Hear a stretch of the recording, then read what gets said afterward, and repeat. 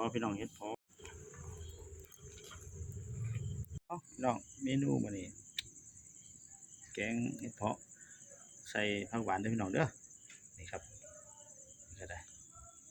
นี่มาจากนครพนมเลยบาวเจนินเก็บมาสดๆร้อนๆเลยนี่เห็ดเพาะ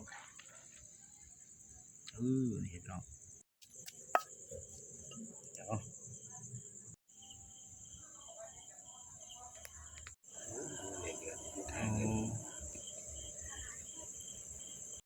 เอาพี่น้องเลยเบิ่งเอา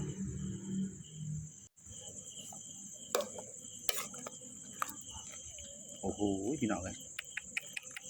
อุ้ยพี่น้องเบิ่งเอาอุ้ยเอา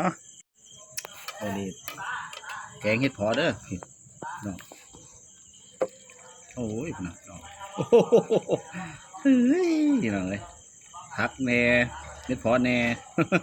ผักหวานนี่พี่น้องเฮ้ยเบิ่งเอาถึงไหน